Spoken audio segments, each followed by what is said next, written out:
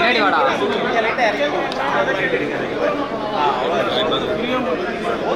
எனக்கு முன்னாடி ஒருத்தர் அதை பார்க்கறேன் எல்லாம் தூரமா எல்லாம் போயிடுது நம்மளால ஏன் தூரம் போறாங்க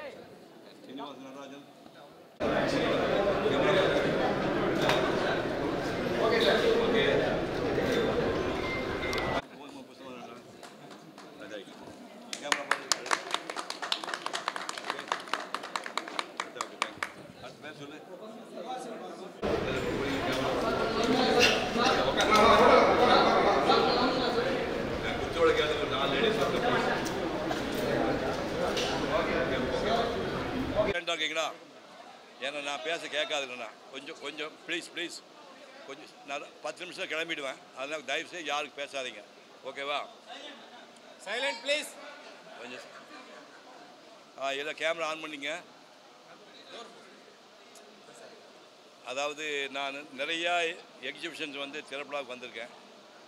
அது நிறைய ஓவிய கலைஞர்களுடைய திரைப்படாவுக்கு சமீபத்தில் வந்தேன். நான் ஒரு மாதம் முன்னாடி நான் இவர் கூட வந்துட்டு போனோம். அதுக்கு முன்னாடி கூட வந்திருக்கோம். பட் இந்த எக்ஸிபிஷன் எனக்கு ரொம்ப பிரமாத விஷயம் என்னென்னா 1996 பேட்ச் ஸ்டூடெண்ட்ஸ் மட்டும்தான் இதில் பார்ட்டிசிபேட் பண்ணியிருக்காங்க. இந்த அத்தனை ஓவியங்களுமே வந்து ரொம்ப பிரமாதமாக இருக்குது. நான் வந்து 1965 பேட்ச், அதாவது 1959 65 வரைக்கும் நான் ஓவிய கல்லூரியில் படித்தேன். நான் படித்த காலத்தில் டோட்டலாக மாடர்ன் ஆர்ட் வந்து உச்சத்துக்கு வந்துடுச்சு. மாடர்ன் ஆர்ட்டு டாப்புக்கு வந்துடுச்சு. அகாடமிக்காக ஒரு வரைஞ்ச ஒரே பயிற்சியாளர் நான் ஒருத்தன் தான். எனக்கு முன்னாடி சுரேந்திரநாத் ஒரு மாஸ்டர் இருந்தார். ஜிடி பாலராஜா ரொம்ப முன்னாடி இருந்தவங்க.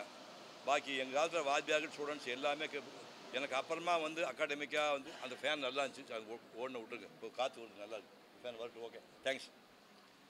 எனக்கு பின்னாடி வந்து 10 வருஷத்துக்கு அப்புறம் வந்த ஓவியர்களில் அகாடமிக்காக வரைஞ்சிட்டு ஒரே ஆள் இவர் தான். இவர் முதுகெலும்பு உள்ள ஒரு ஆள். எனக்கெல்லாம் முதுகெலும்பு கிடையாது. நான் வந்து இந்த துறையை விட்டு ஓடி போயிட்டேன். நான் ஓடி போனால் கூட ஒரு 24 வயசில் நான் சினிமாவில் நடிக்கிறதுக்கு போயிட்டேன். என்னுடைய 17 வயசுலேருந்து 24 வயசுக்கு வரைஞ்ச முக்கியமான ஓவியங்களை மட்டும் இதில் காட்டப்பட நிறையா காட்டுக்கு நேரம் இல்லை. சும்மா ஒரு சாம்பிள் காட்டுறேன். எங்கள் ஊரில் வந்து குடிக்க தண்ணி கிடையாது, டாய்லெட் வசதி கிடையாது, பள்ளிக்கூடம் கிடையாது. அப்படி ஊரில் வந்து பிறந்து 15 பேர் படிக்க ஆரம்பித்து கடைசியில் ஒருத்தந்தே எஸ்எல்சி பண்ணிட்டு வெளியே வந்தேன். நான் 1957 ஊரை விட்டு நான் வெளியில் வந்தேன். மிகப்பெரிய ஓவியராகலாம் அப்படின்னு வந்தேன். அப்புறம் வந்து ஓவியக் கல்லூரியில் படிக்க ஆரம்பித்தேன். அந்த படிக்கிறதுக்கு முன்னாடியும் மோகன்தாஸ் ஒரு வருஷம் அப்ரண்டிஸாக இருந்தேன். அந்த நேரத்தில் வரைஞ்ச ஓவியங்களை மட்டும் 1-2 காட்டுறேன். அதை பார்த்துங்க. அதுக்கப்புறம் இதெல்லாம் பூரா வந்து இந்த மாணவர்களுடைய கிரேட் பெயிண்டர்ஸ் நம்ம பார்த்து பொறாமப்படமா இப்போ நானே வரைய முடியும். அந்த மாதிரி படமாக படம் வச்சுருக்காங்க. அவங்களுக்கு இந்த புக்கை கிஃப்டாக கொடுக்க போகிறேன். முதல் சில பெயிண்டிங் காட்ட பார்த்துங்க.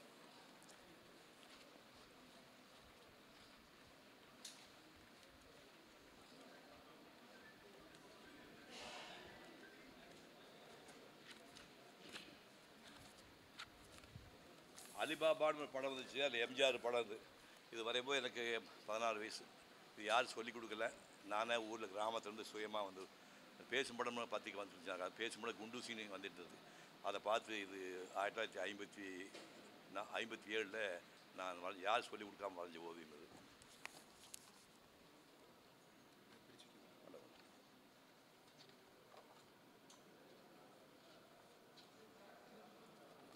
அதுக்கப்புறம் இது ஜெமினி கணேசனோட ஓவியம் இது பிரேம பாசன ஒரு படத்தில். இது ஒரு எல்லாத்தையுமே பின்னாடி ஒரு ஸ்டோரி இருக்குது. இந்த படத்தை வரைஞ்சி ஒரு சாதாரண பையன் இந்த படத்தை வந்து ஜெமினி கணேசனுக்கு 1957 நான் அனுப்புகிறேன். மற்ற எந்த நடிகருமே பதில் போடலை. ஜெமினி கணேசன் என்ன பண்ணார், உடனே ஒரு படம் பையன் வந்து காய்ச்சி அவர் படித்த ஒரு பிஎஸ்சி படித்த ஒரு பட்டதாரி, ஒரு மரியாதைக்குரிய ஆள். இதை பார்த்துட்டு எனக்கு ஒரு லெட்டர் ஒன்று போட்டு வருங்காலத்தில் நீ பெரிய ஆர்டிஸ்டாக வருவேன்னு ஒரு ஃபோட்டோ ஒன்று அனுப்பியிருந்தார். நல்லா ஞாபகங்க. இது 57 இந்த படத்தை நான் வரைஞ்சி அனுப்புனேன். இதுக்கு ஒரு பதில் தெரிவித்து ஒரு ஆட்டோகிராஃப் ஒரு ஃபோட்டோ அனுப்பியிருந்தார். ஒரு 3 வருஷம் இடைவெளியில் மெட்ராஸ் வந்து அதே பையன் அவர் எந்த படத்தை கொடுத்தாலும் ஜெமினி கணேசன் அந்த படத்தை அடுத்த 3 வருஷத்தில் நான் வரைஞ்ச ஓவியம்.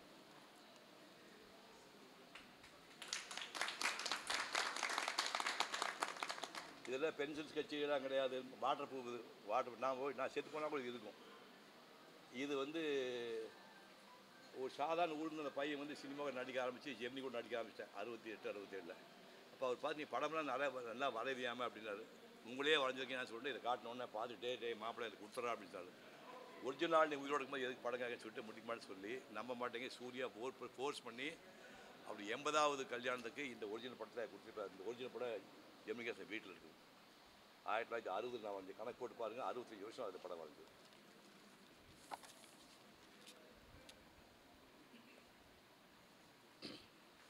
இயேசுநாதர் பிறப்பை பேஸ் பண்ண படம் இது.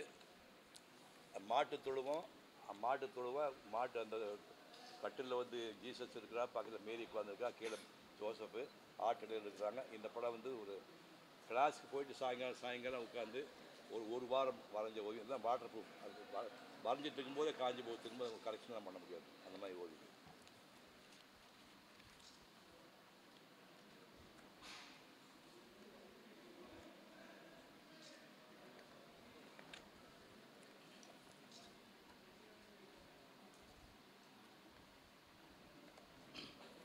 மோகன்ராஜ் இருக்கும்போது 17 வயசில் இதெல்லாம் யார் சொல்லிக் கொடுக்காம வரைஞ்சது.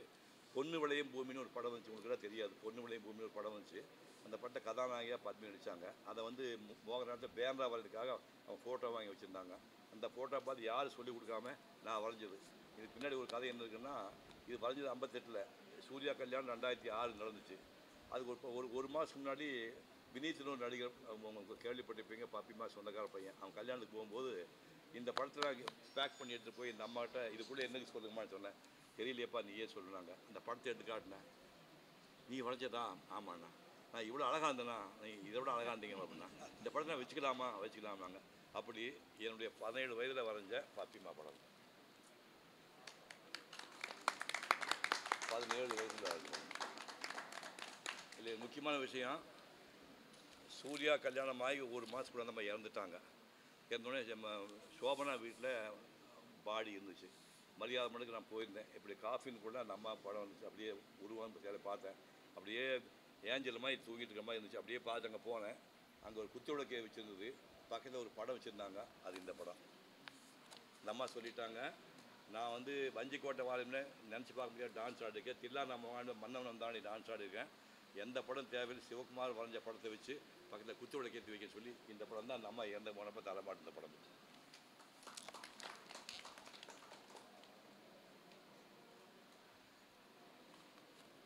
இங்கேருந்து 1961 மகாபலி சைக்கிளில் போய் பாட்டக்கடையில் சைக்கிளில் போய் ஐயர்கள் அகராத்தை வேறு சென்னையில் படுத்து ஒரு 4 ஆட்டுக்குட்டி நாய் தூக்கிட்டு இருந்தது, தெரு நாய். அதில் விரட்டி விட்டு அந்த சென்னையில் நாங்கள் படுத்துட்டு 7 மணி கடற்கரையோட டாய்லெட்லாம் போயிட்டு வந்து மாமரம் காப்பையாக இங்கே இருக்குது. அந்த ஓட்டை போய் டிஃபன் சாப்பிட்டு காலையில் உட்காந்து 5 ரதங்களில் ஒரு ரதத்தை அது 3 மணி நேரத்தை வரைஞ்ச பாட்டக்கடை. 61, 1961.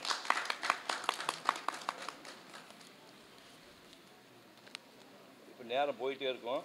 நான் கையில் கொடுத்துட்றேன்.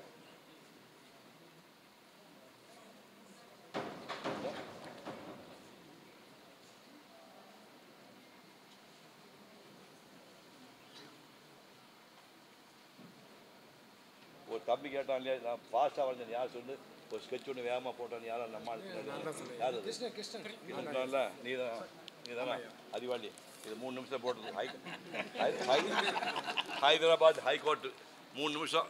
நான் பஸ்ஸில் ஏறிட்டேன். இன்னைக்கு 10 பேர் பஸ் ஏற கூட வேகமாக போட்ட 3 நிமிஷம் பென்சில் ஸ்கெட்ச், வெறும் 3 நிமிஷம்.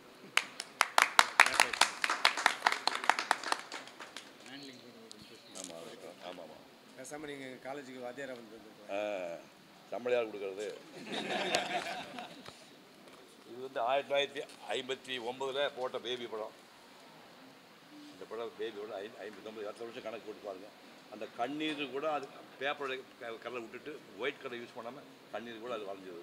இது 59 வரைஞ்ச படம். அது கடைசி ஒரு இது வந்து டாக்டர் ராதாகிருஷ்ணன் வந்து அவர்கிட்டே கையெழுத்து வாங்கியிருக்கேன். ஜனாதிபதியாக அந்த ராதாகிருஷ்ணனோட ஓவியம் அவர்கிட்டே கையெழுத்து வாங்கினது. நான் வரைஞ்ச ஓவியங்கள்லாம் கீழே இருக்கும்போது சொன்னேன், மதுரை மீனாட்சி அம்மன் கோயிலுக்குள்ளே காலையில் 8 மணிக்கு உட்காந்து சாயங்காலம் 6 வரைக்கும் ஒரே தடவை ஒன்றுக்கு மட்டும் போயிட்டு காலையில் 8 மணிக்கு சாயங்காலம் 6 வரைக்கும் வரைஞ்ச 10 மணி நேரம் 10 மணி நேரம். ஸோ மிச்சத்தெல்லாம் நீங்கள் அப்புறமா பார்த்துக்க வேண்டியது தான். நான் இப்போ வந்து இந்த மாதிரி புத்தகத்தை இன்றைக்கி நான் என் குழந்தைங்க தான், அவங்களாம் எல்லாம் என் குழந்தைங்க வயசு தான். அதை விட முதல்ல அருளரசனுக்கு தான் தேங்க் பண்ணணும். என் தம்பி அவன் வந்து இப்போ நான் பண்ண வேண்டிய வேலை அவன் பண்ணியிருக்கான்.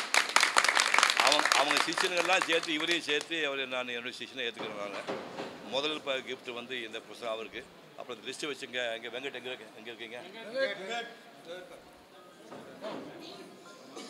கொஞ்சம் பெட்டி பக்கத்தில் விட பக்கம் ரெடியாக இருக்கும். வடிவ பக்கத்தில் வச்சு அடுத்தது வந்து முன்னாடி பண்ண சீனிவாசன் இங்கே இருக்காங்க. ஃபோட்டோ எடுக்கிறாள் யார்? இதை ஃபோட்டோ எடுக்கிறாள் யார்? இதை ஃபோட்டோ எடுக்கிறாள் செட் பண்ணி சொன்னேன். யார் பண்ண இது ஃபோட்டோ எடுக்க சொன்னீங்க உங்களுக்கு? இல்லை அருள் யாருன்னு சொல்லணும். நீ ஒழுங்காக போ. நீ அங்கே போய் நீ இல்லை இதுதான் இதை பார்த்து தம்பி கொஞ்சம் ஹெல்ப் பண்ணு. அங்கே போ.